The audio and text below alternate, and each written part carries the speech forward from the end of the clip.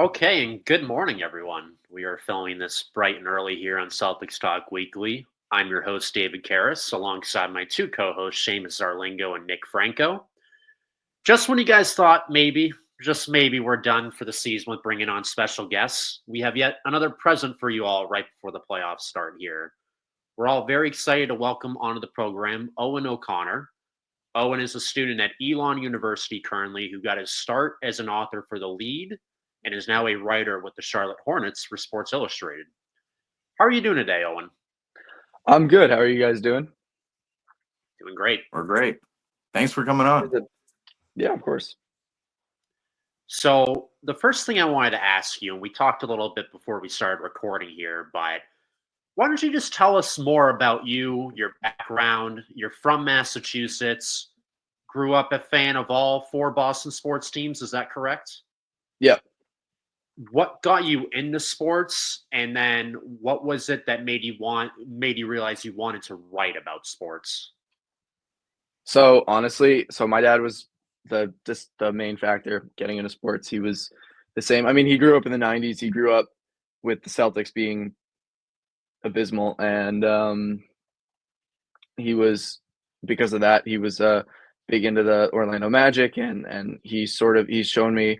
I remember my first couple games going to Celtics games with Paul Pierce, and then Isaiah Thomas is what I can really remember. But so I've always been I don't know the word I'm looking for, just very, very into sports in general. I mean, you can clearly, I have a freaking flag of Jason Tatum right behind me. Sports have just always been the focal point of my life, and whether it's playing it or just straight talking about it, having Felger and Maz on every day, touching Rich on every single day, has always just been a very forefront of my life. Going to Bruins games, going to Celtics games, Patriots, Red Sox. That's just always been something that's been just second nature to me, or just even talking about sports in general has always been that. Getting into it, I honestly thought I wanted Drew Carter's job for the longest time, or Mike Gorman's job for the longest time. That's what I wanted to do. I wanted to announce, and then I was like, no, maybe I want to do radio, and I really was into the idea of doing sports, because I had a podcast a couple of years ago with one of my best friends, and I was really just like, oh, sports radio, that sounds fun, just talking about sports nonstop. And that was really because even coming into college, I was just like, I want to do broadcast, that's what I want to do. And I don't know, it might have been my first article I ever wrote was freshman year. I wrote something for my high school, and then it was steady from there. I wasn't writing as much, and then all of a sudden, I want to say I was still on the fence, and then I worked Celtics game because I was still I was writing for the Lead, but I still was sort of in a mindset of I don't know if I want to be a writer or if I want to do if I want to talk the sport.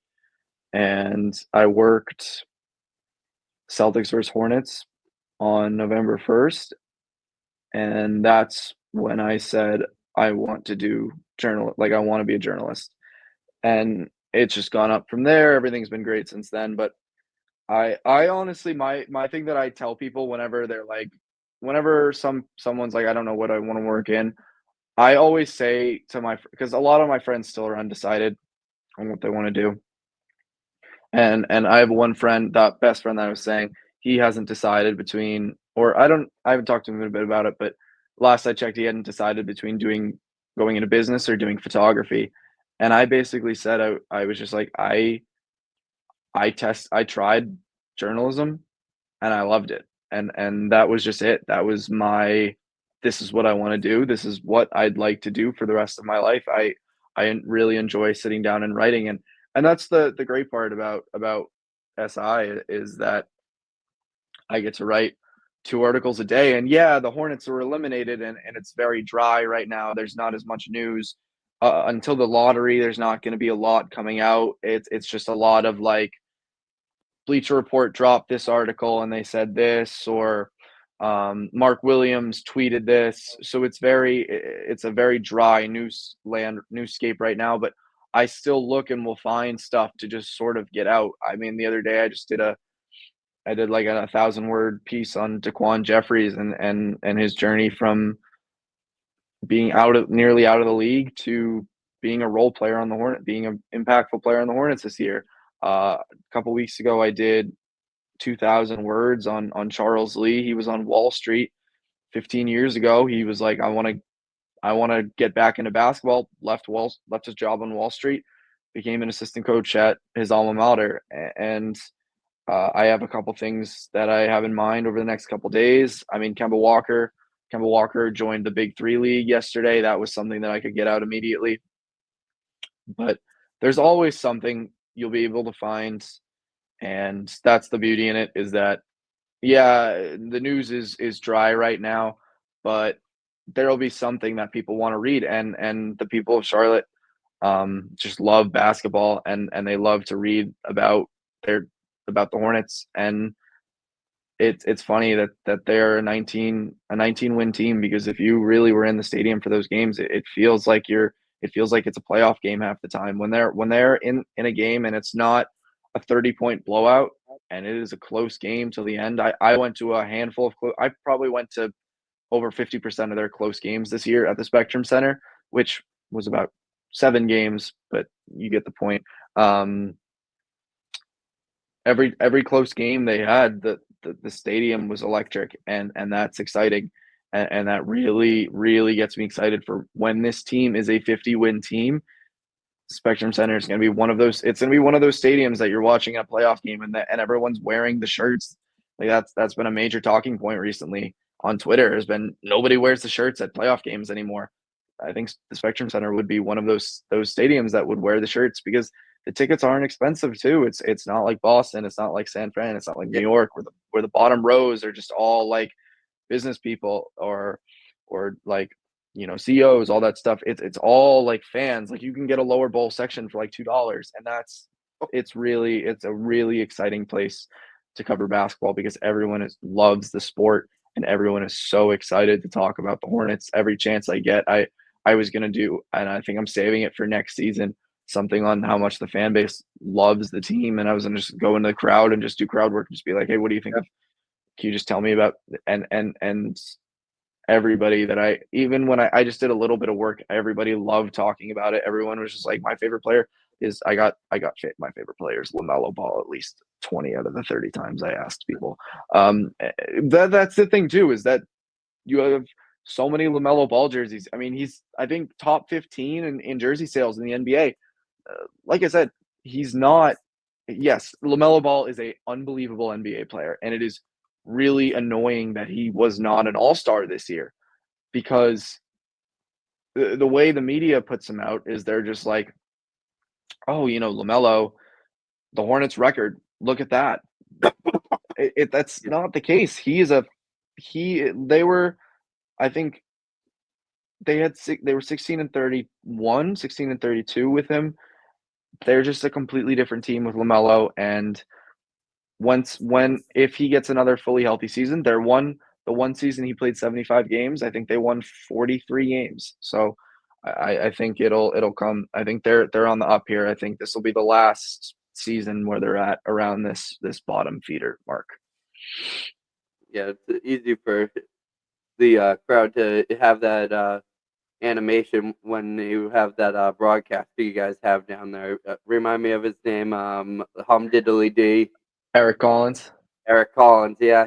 I mean, you guys have such a good market, and it's such like a stark difference from what you started off with in Boston. You just said that you grew up watching Felger and Maz in the morning, so that's it. Just all like they have their own like takes, and I'm sure that you can't find a single person down in Charlotte that match the energy that those two bring or talk about the teams the way they do. So there's definitely, I would assume there's a big difference between covering a team in Charlotte to compare covering a team in New England.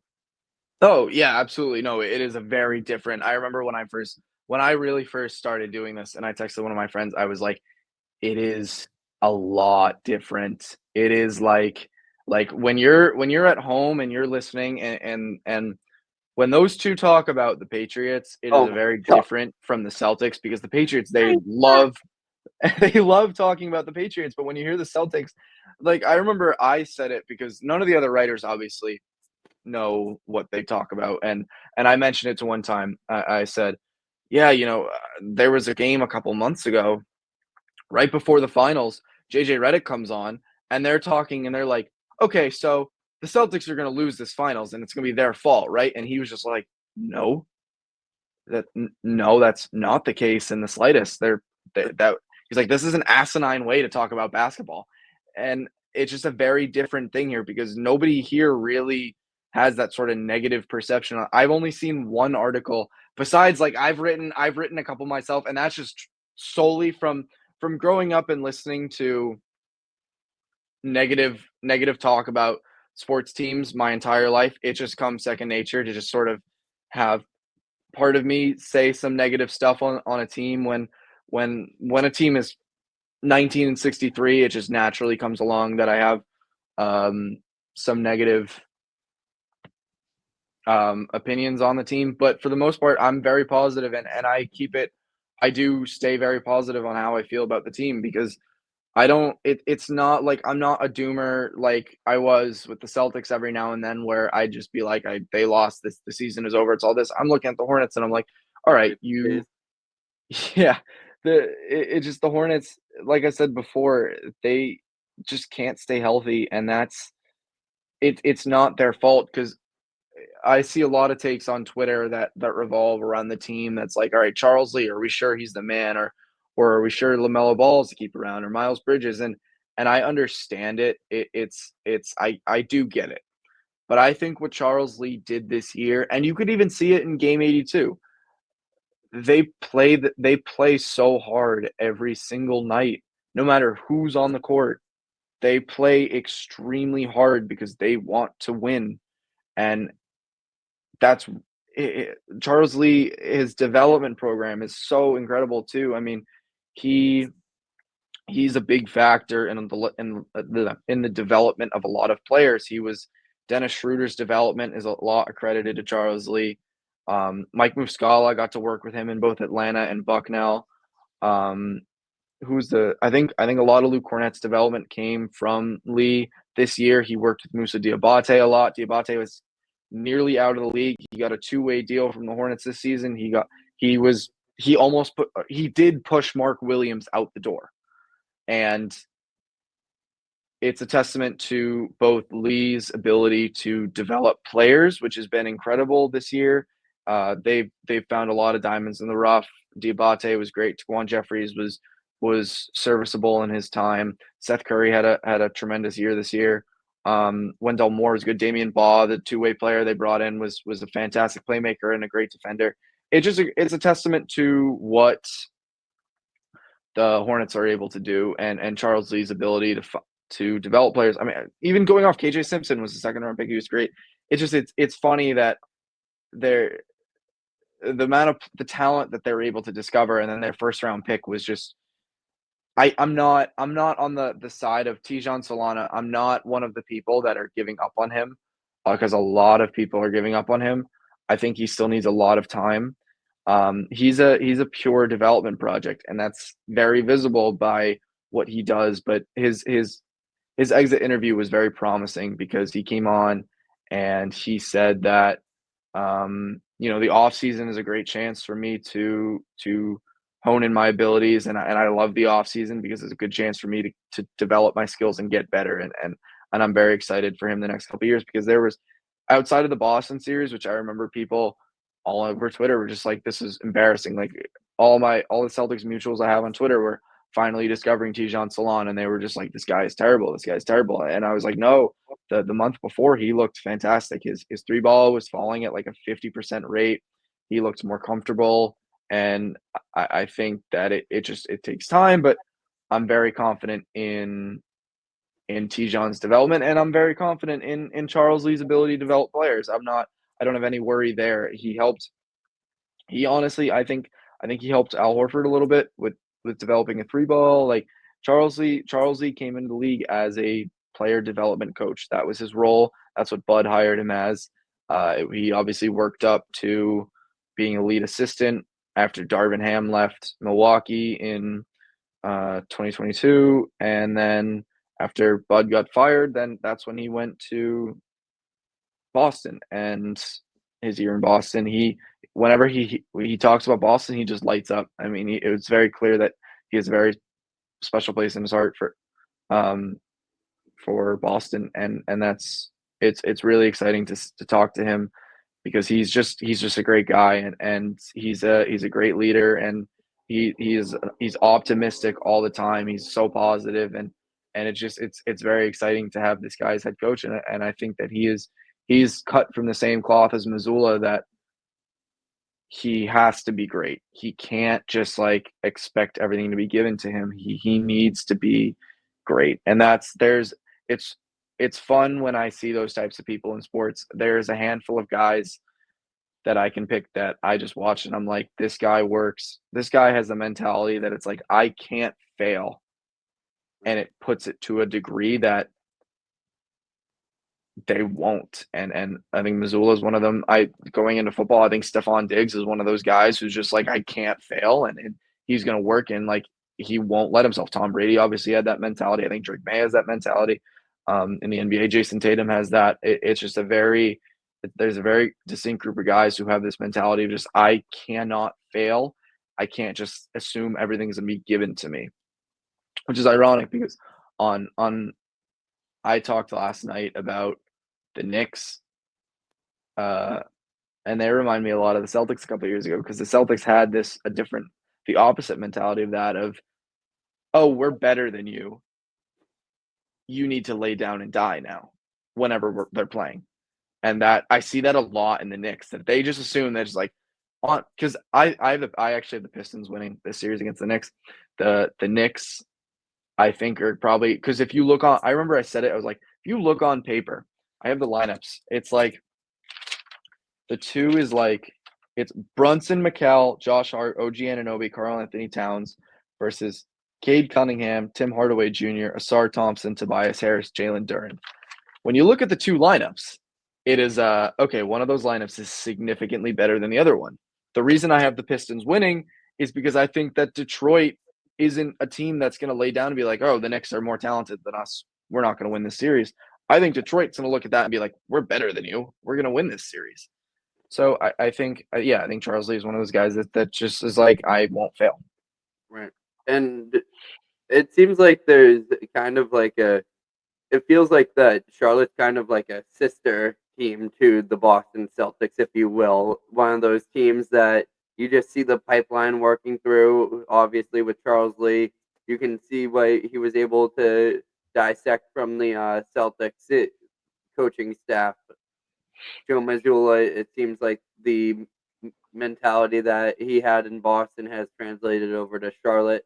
And another player that depends on which Celtics fan you ask, and you only got to see him for halfway through your season, Grant Williams. They either love him or they hate him here in Boston. And I think that he's another player that could have some work that could end up helping the Charlotte Hornets to become one of those improved teams, and maybe having him back, depending on how their offseason looks, will help their odds. But other than that, I think that looking at what Charlotte has going on, has that made it a little bit more easier for you not for you to transition to covering the Charlotte Hornets, but do you see like the similarities, and like, is that something that you're like, okay, I recognize this from my time talking about the Boston Celtics?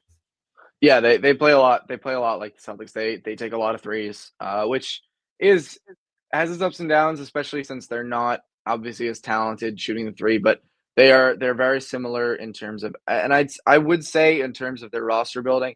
It's funny. I have a lot of notes. The team that I think is most similar to Boston is, besides Oklahoma City, is Orlando, and I have some notes on that, how I feel about that series.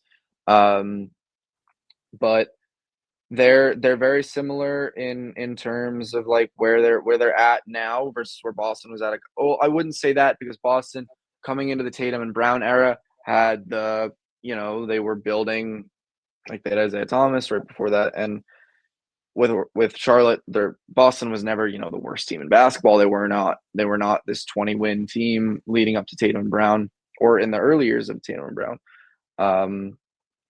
So my opinion with Charlotte is that it's a similar process in terms of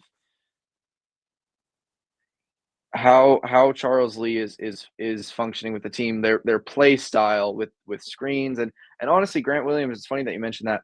Grant is loved. They love Grant here. Everyone loves Grant here, and he's been a mentor for all the guys this year, and he's one of the better veterans on the team. And they really do love having Grant Williams here. There was some Hornets fan made a graphic of like a tier list of what to do with players in the offseason, and Grant was on the untradeable list. They really do love Grant Williams here.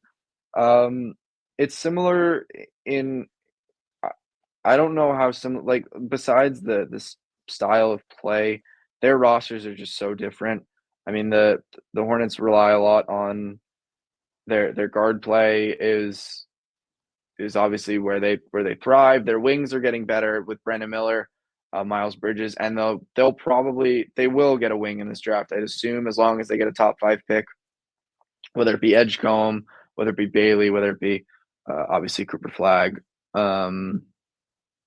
Their defense is starting to improve. I mean, this season they had I believe the second or third worst offensive rating in basketball. And it sucks because, like I've said, they're so cursed from injuries. It's just not fair to for me to give an opinion on them, because I do believe that they could be. I believe that next season they could be like how the Pistons were this year. And whenever I say that to even some of the Hornets writers, they're like, no, like maybe the play-in. And I'm looking on paper, and I understand that I'm very optimistic about it, probably too optimistic. But I really do believe this team reminds me a lot of what the Pistons can be next season. I mean, they have some cap space to go into free agency. They have a top pick in the draft. They have tradable assets, and Jeff Peterson is not shy to making trades. I mean, he tried to trade Mark Williams, and he traded Cody Martin, and he traded Nick Richards. He's not shy to making moves. And honestly, I wrote a piece the other day, and I personally think there is a stellar chance that a guy they go after, if Jeff Peterson really, really says, I want to make a splash this offseason, I could see them going after Zion. I think that he fits a lot of what LaMelo Ball looks for in a second star. Obviously he has injury history, but I mean, at this point, the Hornets are so injured all the time anyways. It's not really, he's not really, it's not anything different. But, and I honestly, it's funny that I pointed that out too, that while I was looking through like potential Zion teams, I put out Boston, but that their only way they could do that is Jaylen Brown.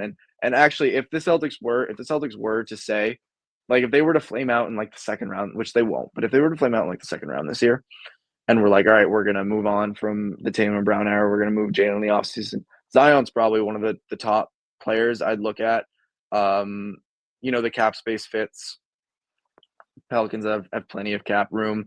The Pelicans would actually have to throw in another player to acquire Jaylen Brown. It would be either Alvarado or Olynyk. So, but beyond the point, back to the Hornets. I think a Zion trade would look like probably Salon, Bridges, Nick Smith Jr. and a couple firsts, and I would do that because it gives LaMelo a second star, and it gives Zion a guard who, like, he'd have a star guard for the first time in his career. It would give Zion a playmaker who will look for him in the court, will look for him to get as a lob threat. It would open the court a lot more. I guess you'd lose the shooting with Miles, but it would take a lot of pressure off of LaMelo to score. And Brandon Miller is going to have that pressure. I think really trading for Zion comes down to if you get Cooper Flag or not. Because if Cooper Flag ends up in Charlotte, I also think that changes a lot about how the Hornets look at themselves. I think if Cooper Flag ends up here, maybe they look to move on from Miles Bridges because he is very redundant into how Flag plays. They play very similar. And I think that you just really this draft is going to genuinely determine the future of the Hornets. And it's so worrisome. Like it is the first time in years that I have watched the lottery with stress because I have no idea where this is going to go. Because I did another piece a couple weeks ago. I put the math together. I was like, all right, the Hornets have they have the third best odds at 14%.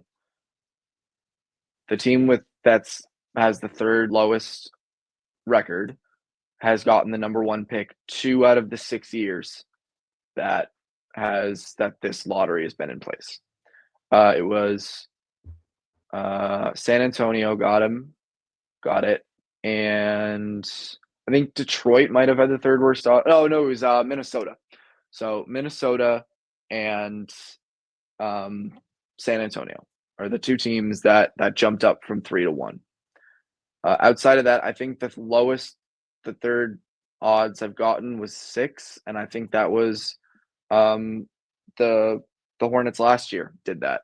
So you can fall all over the place, and falling out of the top 5 is the worst possible scenario because then you're looking at Conchinipple, and that's when it really sort of turns into we just lost 63 games and our reward was Conchinipple, and that's when it really becomes a bit of a concern because if you get in the top 4, which is really the goal, like as long as you get in the top 4, I think you're good. Dylan Harper, Dylan Harper plays a lot like Jaylen Brown, James Harden, Dwayne Wade. He's that type of player.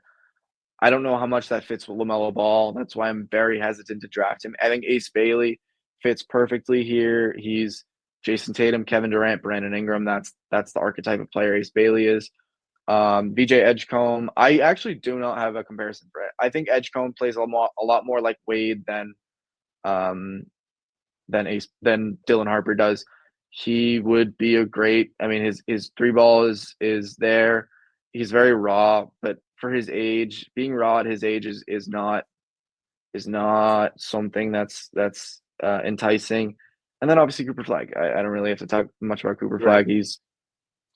That's the dream, and I think he'd be perfect.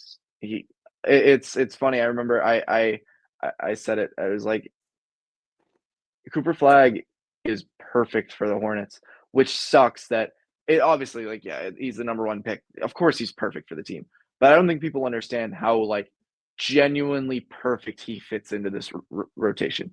His defense as a power forward is his rim protection fits incredibly with Mark Williams, and it gives you a great shooting 4 who's also a good playmaker. Miles Bridges is not the best playmaker. You have a good playmaker now at the 4. You get to take a lot of pressure off of LaMelo and Brandon to score. You can sit those guys every now and then and still have your ability to score. Cooper, his screen setting ability will able to open up more threes for LaMelo. He will take the pressure off of LaMelo gets doubled a lot, and when you throw in Cooper Flag in, all of a sudden you can't just double LaMelo all the time. Actually, it's funny that I say that because I don't think teams will care for that because teams, for some reason, still double Jason Tatum when the other 4 guys on the court are all 40% shooters. So, I really want Cooper Flag in Charlotte. It would genuinely cap off. It would make this team take this team to another level, and I think that's where the 6th seed starts to creep in and getting out of the play-in. Obviously, talking a lot about the Charlotte Hornets here. Now, 19-63, the 3rd worst record in all of the NBA. Now, you talk about adding to the Charlotte Hornets, but considering the Hornets have the 3rd place in the draft this year and could get Cooper Flag, they could get somebody else who's pretty awesome as well. But do you see some of the discrepancy in the roster right now potentially playing a role into where the Celtics, or not the Celtics, we usually talk about the Celtics on this program, but the Hornets go in terms of rebuilding? Hopefully, we never have to talk about the Celtics rebuilding again, but I'm sure we will at some point in time. But in terms of the Hornets rebuilding, you look at some of the age discrepancy on this roster. You could end up, well, likely the Hornets are going to end up with the top 3 pick. That's going to be another young player on the roster. But you have Brandon Miller, Salon, like you're talking about. LaMelo Ball, he's getting up there in experience, but he's in year 4 right now, going on year 5. And you just have a couple of players on this roster that are more seasoned veterans like Miles Bridges. Obviously, you mentioned Seth Curry, the leader in 3-point percentage this season. LaMelo Ball, already mentioned, he's kind of getting up there into that veteran status. Grant Williams, Josh Okogie, Yusuf Nurkic. Now, do you see the Hornets potentially this summer? You talked a lot about the Hornets building on to what they have, but do you potentially see, with some of the discrepancy in ages on the roster and some of the fluctuation of young players and veteran players, do you potentially see the Hornets considering a world where they actually, I don't want to say take a step back, but they go even younger than they are right now if they attain that top overall pick? Do you see a world in which the Hornets consider trading LaMelo Ball? I know it's a negative topic, but it's certainly a direction that people have been talking about, and one that the Hornets could consider later on in time, given the current state of themselves. 19-63 right now. Charles Lee, first year in there, still building the culture. Do you see the Hornets potentially in the future looking at a LaMelo Ball trade, if not this summer, later on in time, if the Hornets don't succeed next season? So my inclination after LaMelo's comments during his exit interview, where he's like, "I love it here," my inclination is to say no. However, after what happened in February with the Lakers and Luka Doncic, I can't say no. That one Because just I opens don't the can know. for everything. It was like when that happened, it was like, oh, I guess Jason Tatum's on the market at some point in time. If that's like, that might be a possibility too. It literally changes everything. Like, I can't sit and say, no, I don't think this is going to happen, because I don't know anymore. Because at this point, when I still remember where I was when that notification hit, and I still remember just like it like took a second to register. But I honestly, I think the only way they really move on from LaMelo is if he's finally just like, I can't sit back. Because you also have to think, I said this with the Kings last night. When you're looking at a team like the Kings, and with the dysfunction in that organization right now, you can't think that their best players, like, you can't think that like Domantas Sabonis is just looking at that and being like, yeah, this is fine, I'm good. Like, you have to think that part of LaMelo is probably just like, I want to be on a contending team, I want to play for something. But I also think that he loves it here. I think that he loves the fan base here. I think he loves. I think Charles Lee. It took him a minute to adjust to him. Like, it was not good at first. It was Lee was benching him in the fourth quarter of some meaningful games, and it definitely took a minute to adjust to having a different head coach that is the way he runs things is a lot different than Steve Clifford. And if it wasn't for the Luka trade, I'd say there's really no chance. But I do think at the right price, you can move on from LaMelo. And I think that if Cooper Flagg is here, I think you have incentive to move on from him. Because I think that if Cooper Flagg lands in Charlotte, you're looking at him and like, Cooper Flagg is a number one option. That's what he is. And I think LaMelo believes I don't think LaMelo wants to be a number 2 option. I put together a list of teams that I thought that were a good fit. If I said, if you land Cooper Flagg, who would trade for LaMelo Ball? And every single time I've looked through, I've circled back and I've said the Houston Rockets. He fits their timeline of age. Fred VanVleet is scheduled to. I think Fred VanVleet is going to make $40 million if I think it's a team option. So if the team like brings him back next season, he's going to make $40 million. He's aging. His production was not as great this year. His defense isn't great. I mean, LaMelo is not the best defender, but he's capable and willing to defend. VanVleet's aging.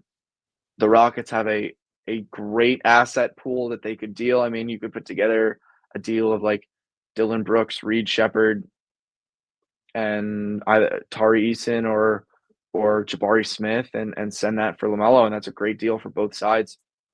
And that's really the only one I'd look at.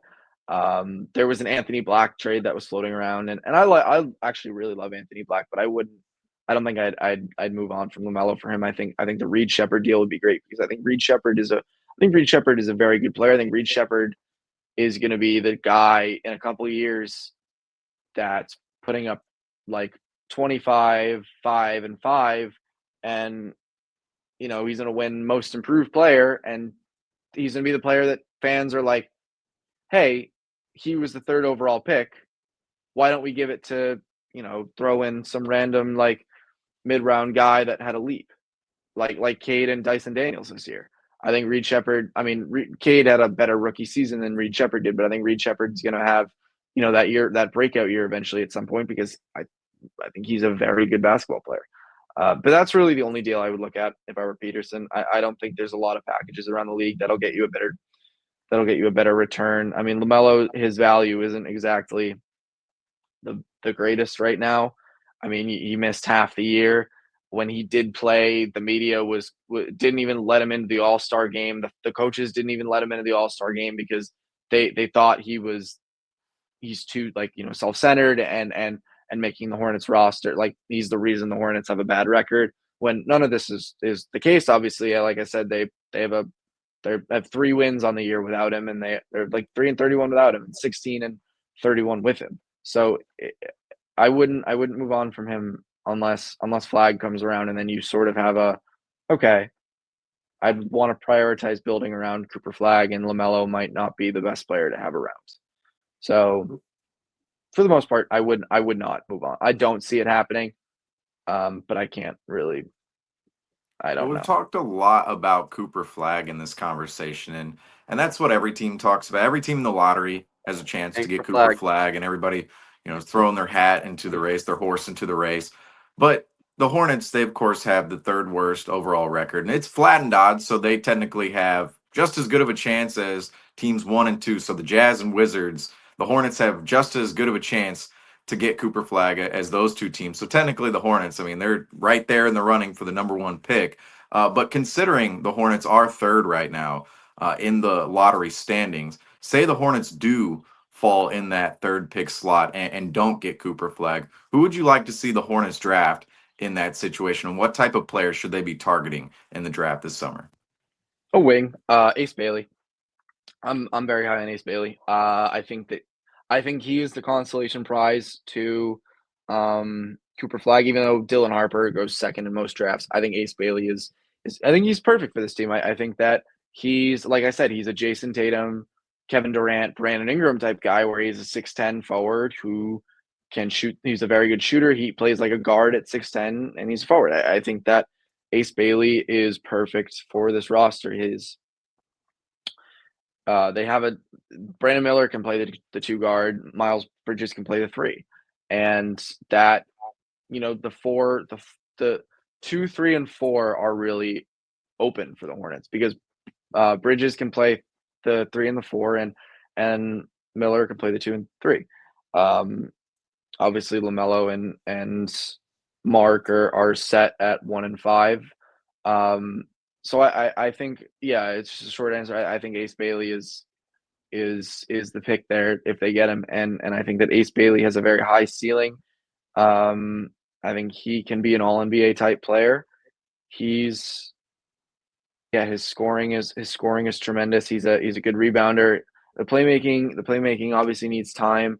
But I honestly, I think anyone they draft, I really do trust Charles Lee to develop. I think Tijon is just really difficult to sort of, because I know a lot of the fan base is very upset that they didn't draft Buzelis or Klingon, and I get it, but I think Tijon's gonna be good. I think that he just needs, I think he needs time, and I think he is the right draft pick. But I think for the most part, Charles Lee's development is so good with players that I'm really okay with anyone they get. But if they don't get Cooper Flag, I want Ace Bailey. I think Ace Bailey is a tremendous basketball player. 100%. Some of those guys are a little buried in the draft conversation, considering all that Cooper Flag brings with him. It's like Ace Bailey, Dylan Harper. Those guys could be special talents as well, but they Seems don't like a get deeper too draft. much.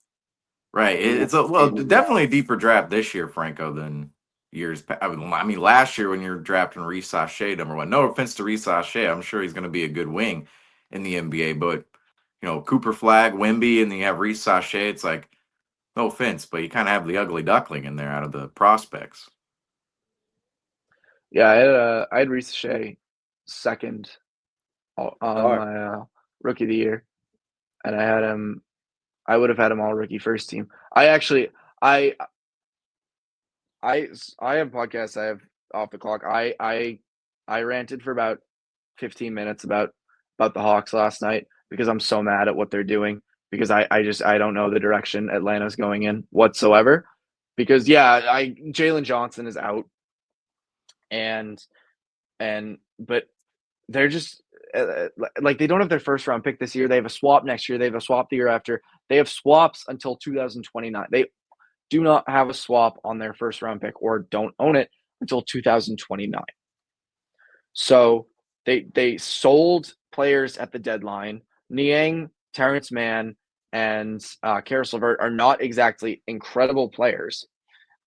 They sold at the deadline. They didn't get any firsts or any serious firsts in return.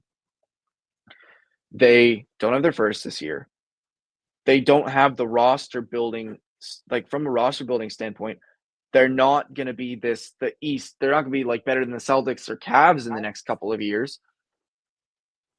I just don't understand what Atlanta is doing, because they're not they're not good enough to be a top team, but they're also not bad enough to be a bottom of the lottery, and they can't be bad enough because they don't own their draft picks. We talk about Atlanta. They just faced the Orlando Magic in the playing game, where unfortunately they were embarrassed. So now Atlanta, you said it best, that no one knows what Atlanta's trying to do. They're in the pool of teams that are always perpetually in that 7 to 10 play-in range, who have no direction whatsoever, where they have they have a good star player maybe, but can they actually get the talent around the star player? Can they actually win with this star player? I think we're talking about a lot about the Hornets right now. Of course, the Hornets are in a state where you can't completely judge LaMelo Ball with the Hornets up to this point because of all the talent that's been around him, all the injuries that have happened. But we know, the clock is ticking a little bit there with LaMelo and the Hornets to compete. But if they do make that playing game, the Hornets, and they're more in that, up and down state, see the Hornets enter that conversation as well. But they're in a much better category of having a direction of tanking. They have all these veterans and some of these young guys that they can add on to, and like you said, they could actually make a leap next year. But Atlanta, they're in that pool of playing teams with Sacramento and Miami, and especially Chicago. Chicago, just a perpetual playing team every single year, and now also every team with Jonas Valanciunas. I don't know if you guys saw that stat. Jonas Valanciunas, the all-time play-in player. He's been a part of every single play-in tournament. But you saw the Atlanta Hawks face the Orlando Magic in the play-in. We'll see if the Magic are going to be perpetual play-in folks as the years go on. We thought the Orlando Magic were going to be a formidable playoff team this season. However, you talk about the Hornets injuries ravaging their roster, and injuries ravaged the Magic as well, to the point where they achieved a 41-41 record and the 7th seed in the East. And now we'll be facing the Boston Celtics in round 1 of the NBA playoffs. And upon seeing that matchup after the Atlanta-Orlando game went final the other night, what were your initial thoughts on this series, Owen, between the Celtics and the Magic? I think that if the goal of the series, if Orlando got a win every time they covered the spread, I think they'd still get swept. I think that I have my notes here on there. They have the 4th worst offensive rating in basketball. The 3rd worst is the Charlotte Hornets. They average 105 points a night.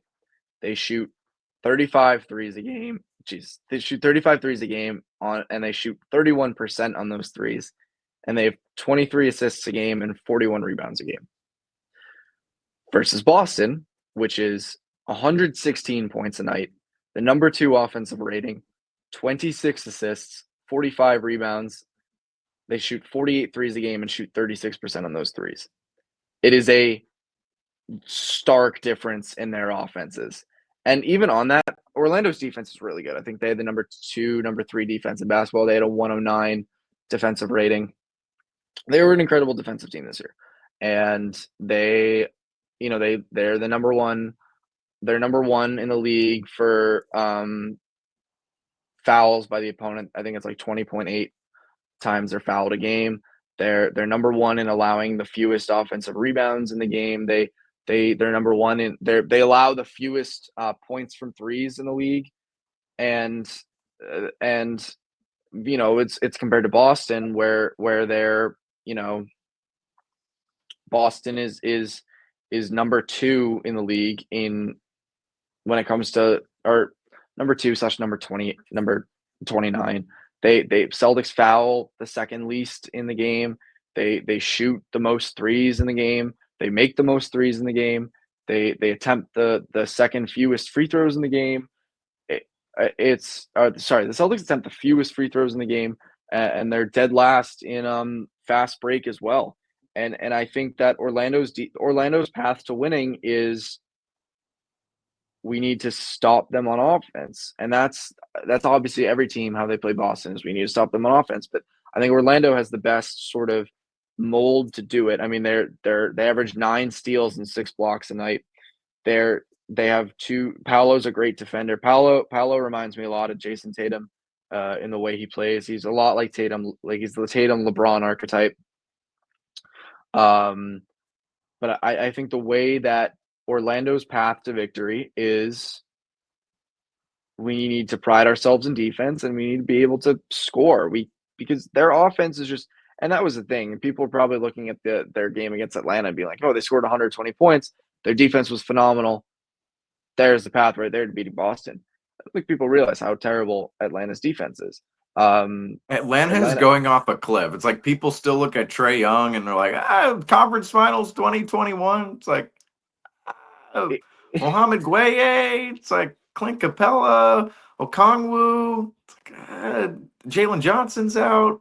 Sorry, go ahead, Owen. Atlanta perplexes me. Just everybody's opinion on Atlanta. It's like, we don't want to face Atlanta, and then you look at their team in the play, and it's like you allowed 120 points to this Magic team. Yeah, just cannot score worth. I mean, they cannot score worth a damn against any other good defensive team. It's like Atlanta can't score and can't defend. It sucks that because a lot of people just sort of look at it at face value, and they're just like, okay, Atlanta scored. Atlanta let up the few amount of points. Atlanta, they scored a ton of points against Atlanta. That's all they need. When you really look at it, it's like, well, Atlanta's wing defenders kind of suck. I mean, Dyson Daniels is one of the most overrated units in the league. Thank you. One of the most overrated. It's like, oh, look at all these big bodies. It's like, no. Dyson Daniels is a defensive player of the year candidate, and that's because he can take the ball away from anybody, and he can take the opponent's best guard out of the game. They're wing defenders without Jalen Johnson, and they traded DeAndre Hunter, and Bogdan was a fine defender. It comes down to, okay, now our wing defenders are guarding Paolo Banchero and Franz Wagner. There is nothing they can do about that.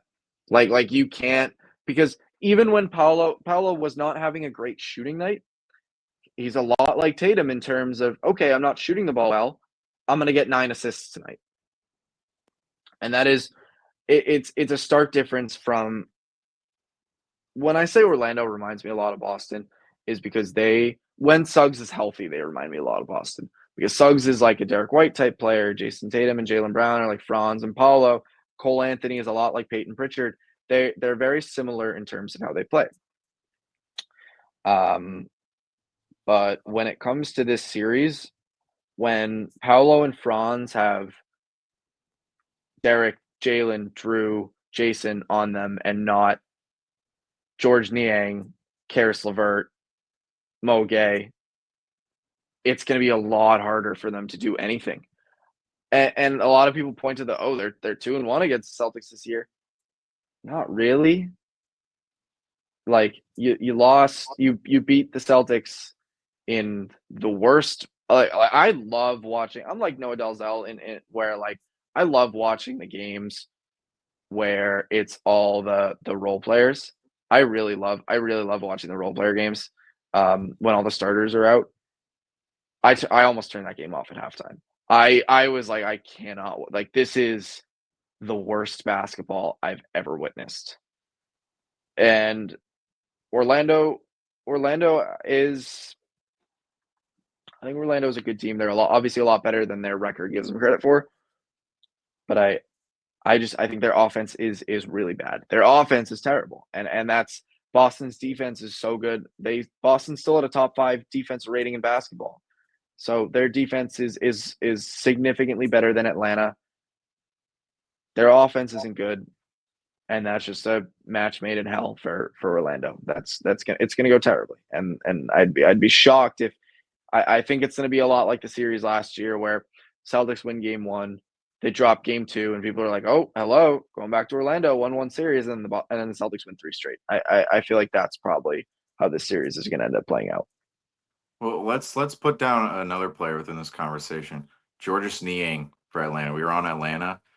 Terrible player, Georges Niang. We have a rift here on the broadcast with Georges Niang and what he did with the Cleveland Cavaliers. We're glad we don't get to see Atlanta in the first round, and now Orlando obviously on the horizon. But just looking at the entire playoff field for the NBA this season, we're on the Celtics and Magic topic here, but we all think that series is going to be a little brief, a little quick, 4 or 5 games. Some people might be thinking 6, but that's a little more on the optimistic side for the Magic, and obviously the most optimistic side for the Celtics is that sweep. But just looking at other series around the league, what series out there catches your eye the most? Obviously, we have 2 series. The 1-8 matchups aren't set yet as of this recording. But just looking at all the other series in the NBA, which series catches your eye the most?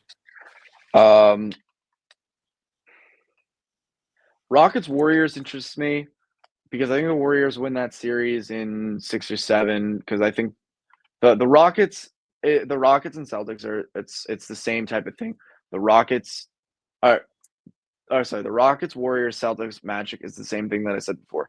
The Rockets allow a few amount of threes, and the Warriors take a lot of threes. So that series, the Warrior series, is probably going to come down to, can the others make these shots? Because how Ime usually plays defense is, all right, we're going to let your best player score, but your other guys are not going to be able to beat us. That's how the Celtics lost in the finals a couple years ago, because the other guys did beat them. All of a sudden, Otto Porter was hitting threes, Draymond was hitting threes, Clay was hitting threes every now and then, and he went away. The Celtics finals a couple of years ago, I don't know why. I guess he got pressured to go out of drop coverage on Curry, because when he was in drop coverage on Curry was scoring. But the reason they were up 2-1 in the series is that he wasn't looking to play make as much. He had the shot, so he was taking it. When he started to look to play make, you realized, oh, the other guys are making their threes, and that's when they won. And then Curry was still making his shots, so that was just out of the question. Rockets Warriors, I think, interests me. And then Lakers versus Wolves. I have the Wolves winning that series. I really like. I have the Timberwolves going to the Western Conference Finals. I love the Timberwolves. I'm more like, when I put together a list of like my final season power rankings, I think the Timberwolves are in my top 6. I have the Clippers at number 4, which sucks because they got a terrible, obviously with the 5 being the 5 seed, they have a terrible draw there, because then they have to play the Thunder the next round, and I don't see them losing the Thunder. I have the Timberwolves making the Western Conference Finals. They have a 123 offensive rating since the beginning of March. They have like 112 defensive ratings since the beginning of March. They're just clicking.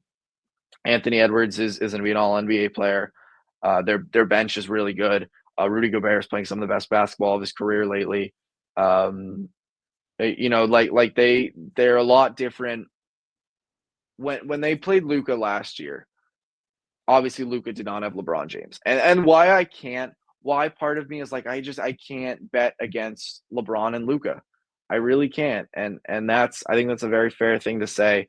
But I think the Lakers the Lakers depth sucks, and their center position isn't good, which it's a stark difference when Rudy Gobert obviously got fried by Luka last year. A lot of it had to do with Luka has Daniel Gafford, he has Derek Lively, is Derek Jones Jr. He has these lob threats that he can get the ball to, and when he has Gobert on him, he gets that center open. Jackson Hayes is not those guys, and I don't trust Jackson Hayes as much as I would Gafford or Lively. So I think that when it boils down, you're looking at Gobert is going to have a much better series because he has Jackson Hayes on him. I think that McDaniels and Julius Randle are very good LeBron defenders. I think off the bench, Naz Reid is still a good center, and Naz Reid is better. I mean, the Lakers' backup center by technicality, the guy they play at, like in their second unit at center, is Dorian Finney-Smith. So they're just in a very difficult situation here where I always said that I don't know why. Like, I understand that they gave up that 2031 draft pick and they were like, all right, the reason they did not rescind that Mark Williams deal because of injury. Because Mark Williams has played the second half of the season very healthy. He didn't have like a string of games where he was out. I think the most he'd miss is like a game, 2 games in a row, and that's it. He was not hurt during the second half of the year. I don't know why they did that, because when you have to play, okay, if you make the conference finals and you have to play Chet Holmgren and Isaiah Hartenstein, you're using Jackson Hayes there. Yeah. I don't get why they rescinded it. Especially because you got Luka Doncic now. You shouldn't be worried about how the 2031 pick should be. Yeah. Would you have liked that deal for the Hornets on their side, getting Connect and a first-round pick for Mark Williams, or are you more in the Mark Williams boat for the Hornets, sticking with him and riding him out for the future? Or would you have liked to see that trade actually go through from the Hornets' perspective? Obviously, the Lakers talk about Jackson Hayes, Mark Williams, big difference there. But from the Hornets' perspective, would you have liked to see Dalton Connect instead of Mark Williams? And obviously a first-round pick, that makes a difference too. The Hornets are so loaded at center right now that, yeah, I would have liked to see that, because I think Mark is I don't really know what to think about Mark Williams.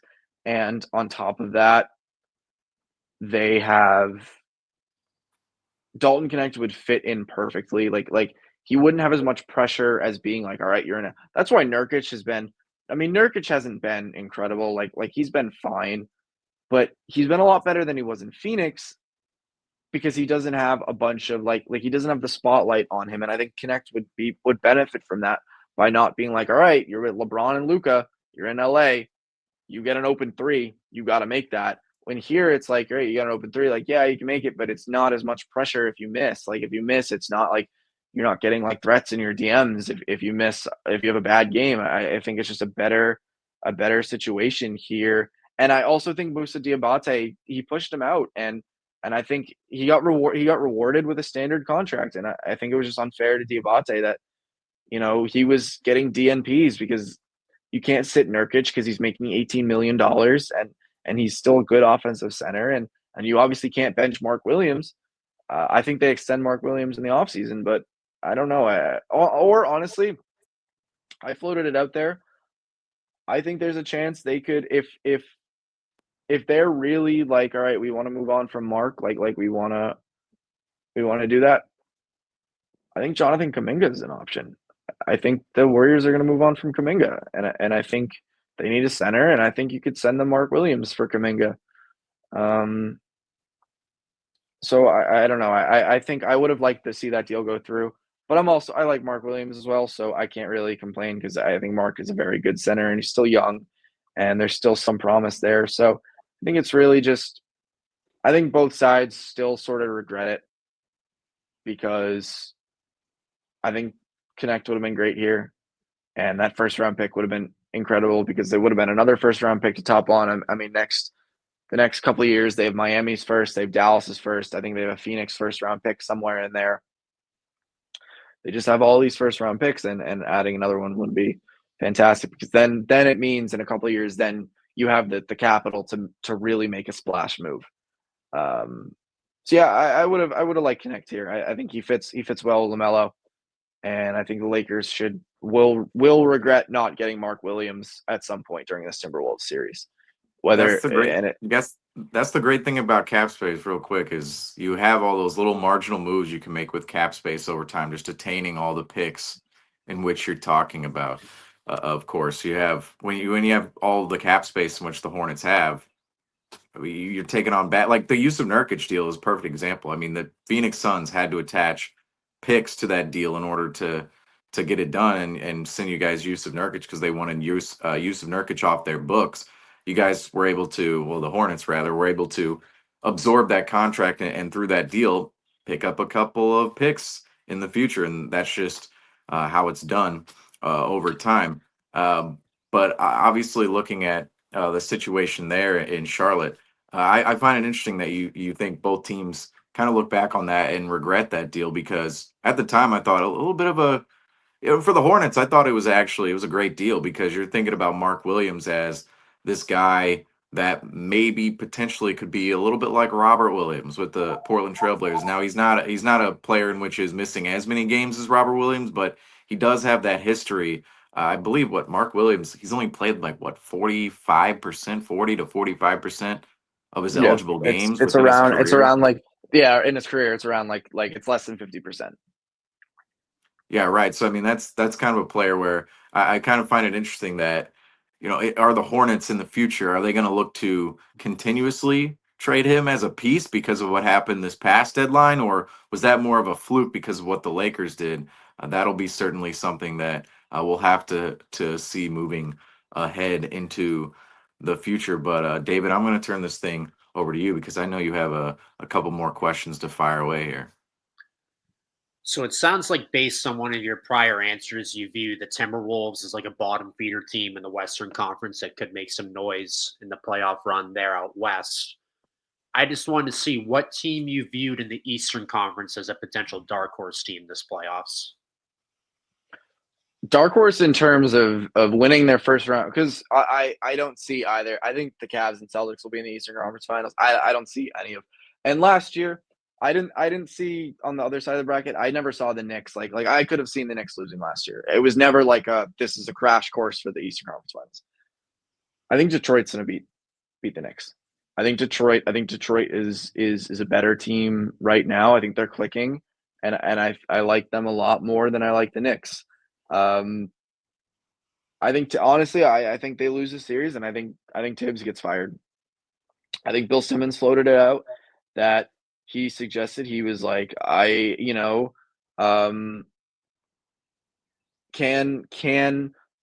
Thibodeau basketball last 9 months of the season? No, it can't. They played a December game where they blew the Hornets out by 25 points, and Mikal Bridges played 46 minutes. Well, that's not that's not basketball that you can play until June. It's not.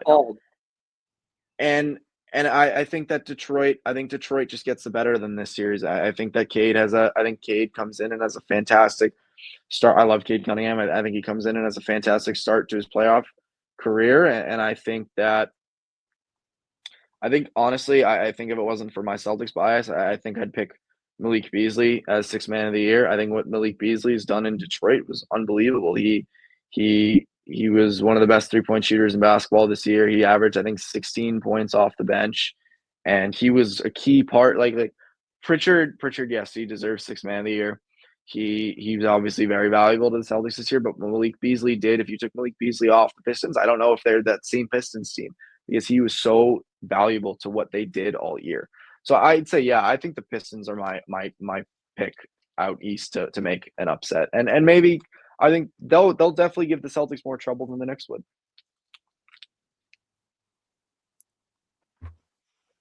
And then, more of a personal question here, but you've obviously accomplished a lot in the sports media industry at such a young age.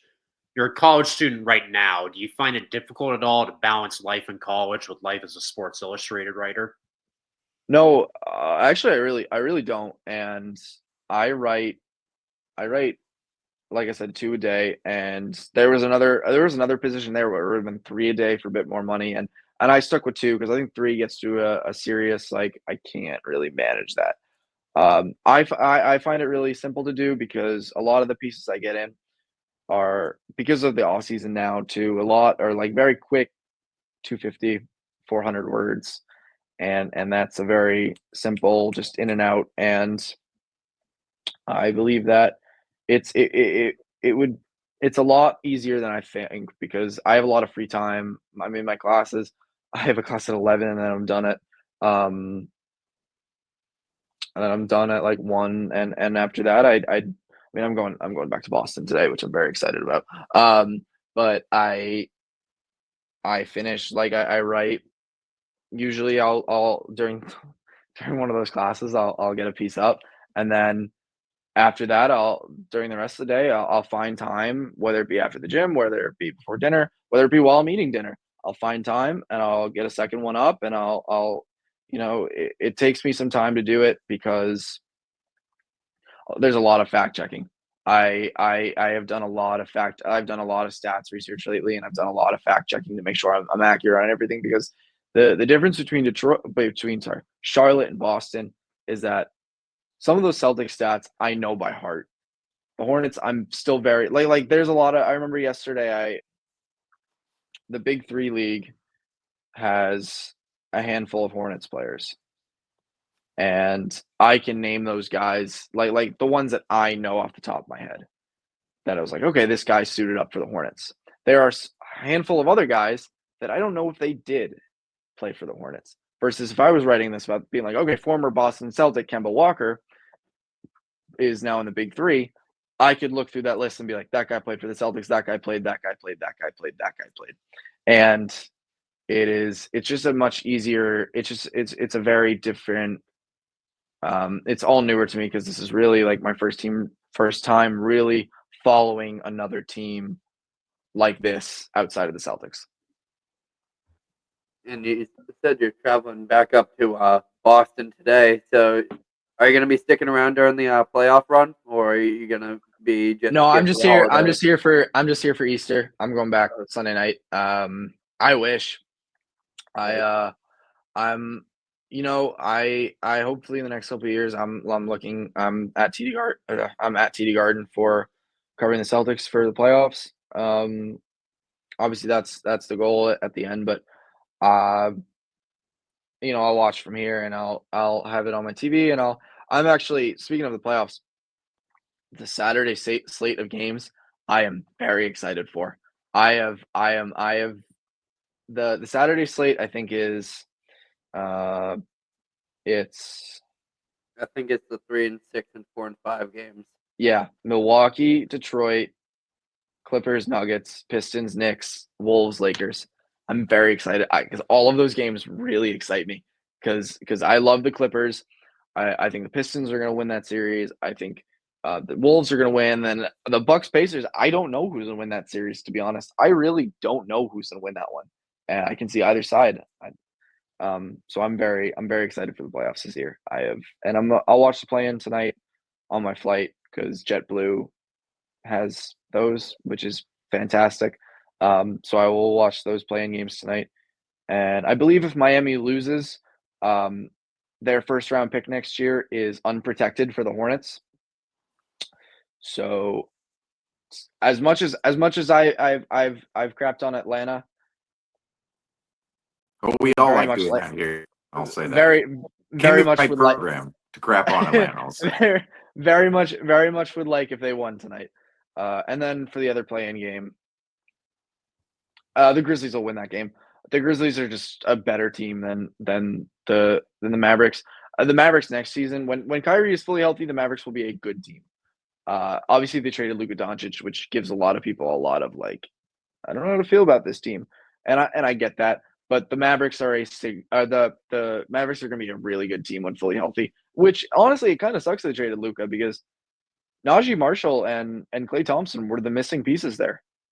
Obviously not to beat the Celtics, but I think if the Celtics, like, if Kristaps were to be out a lot more than those couple games, I think you have a better chance of pushing that series to a lot further with those guys, because they're good role players. They're better than Josh Green and Jaden Hardy getting minutes. So but I think the Grizzlies win tonight, and I think Miami wins. I'd like Atlanta to win, but I think Miami wins tonight. I think Spoelstra is just a better. I think Spoelstra. I mean, Spoelstra had a down year this year, but I still think he's still. It's like Jimmy Butler. Jimmy Butler scares the living hell out of me in April.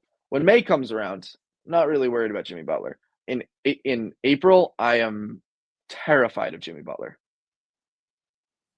Yeah, Playoff that's Jimmy.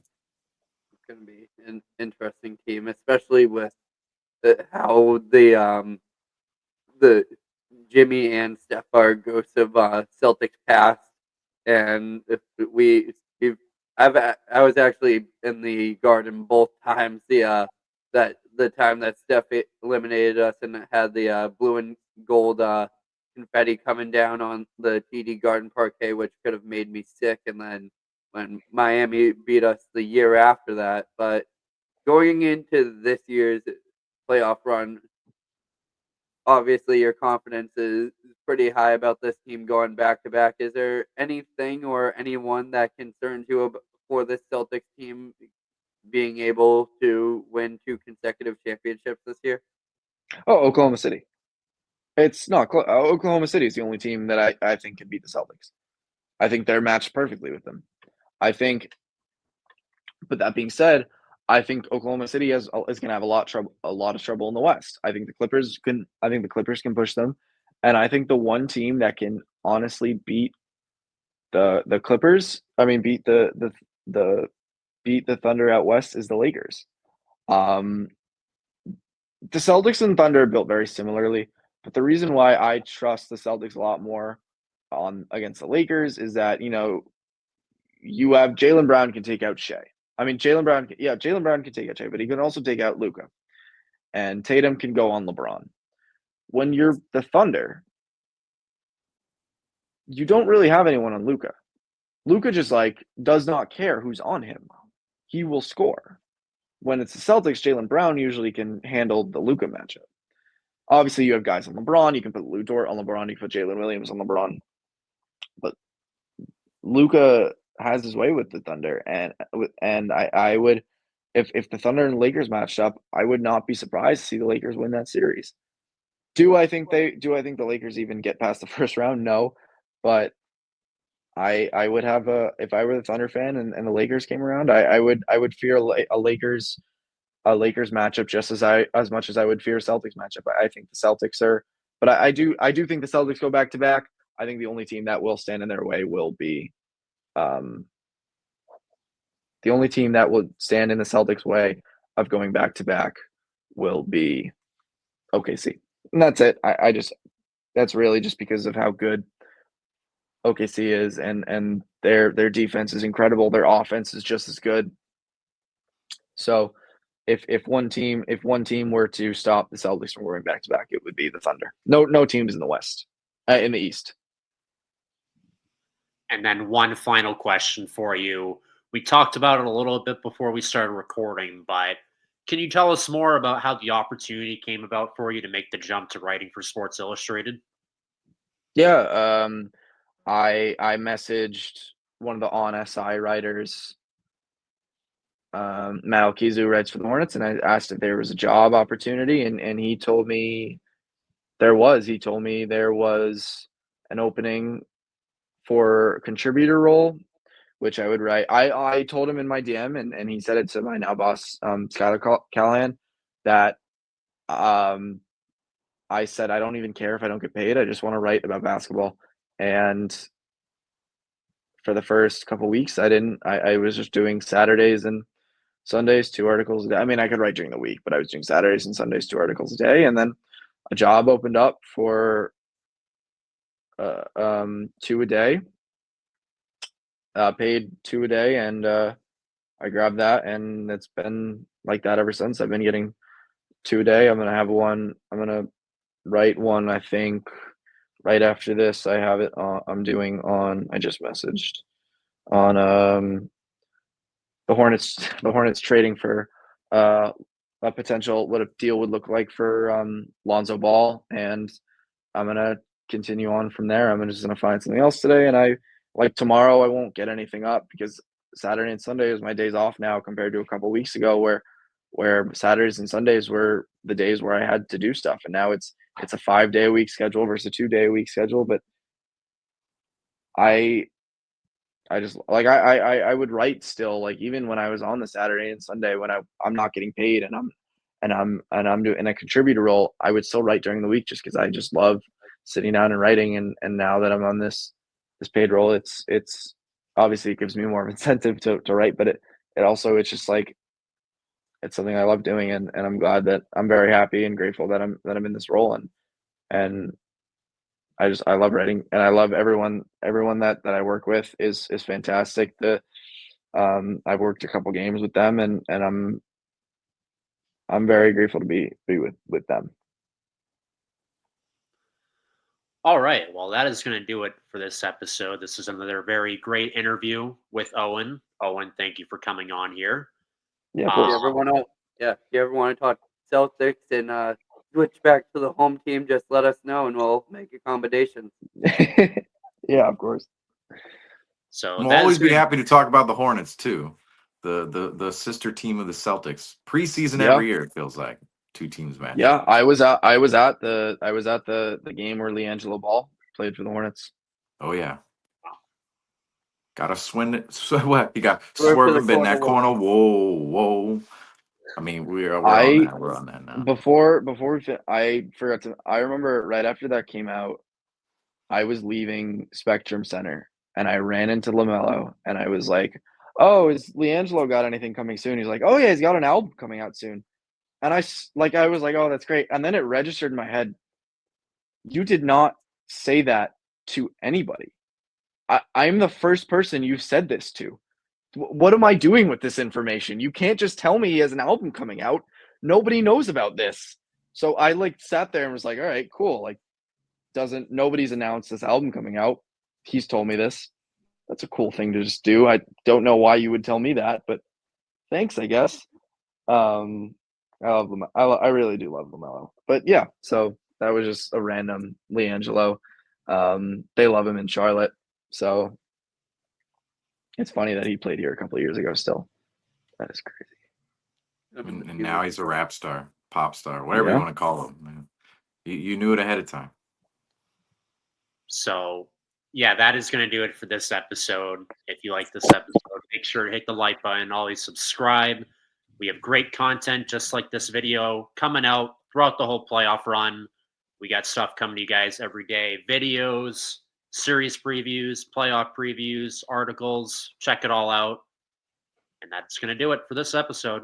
Thanks, everyone, for watching. Have a good day.